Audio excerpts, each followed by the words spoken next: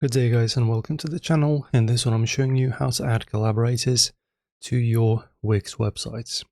So if you're looking to, for example, share the administrator permissions and you want to collaborate with someone on your website, have them help you or manage something, so you can do this here.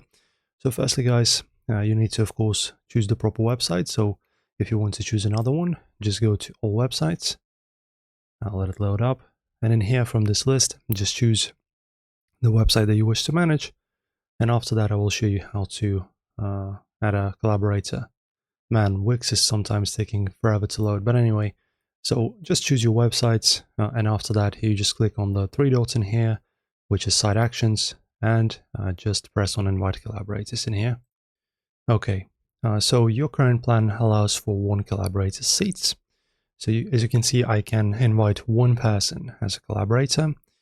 So you just can go to emails and set the email address to be able to invite them and add them as a collaborator, as an admin, I suppose. And also you can select the roles. So as you can see, for example, just like I said, you can add an admin, which is going to be your co-owner. You can also see and view all of the permissions that they will have in here. So you can see also you can click on view all permissions, and you can of course choose which basically permission they will have.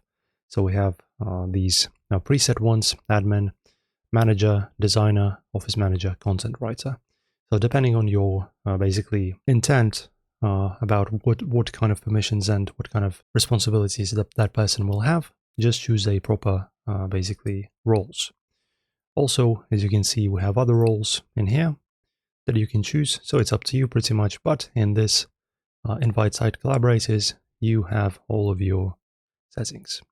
So hopefully this helps. Enjoy guys. Press like on the video, subscribe, and I'll see you in the next tutorial.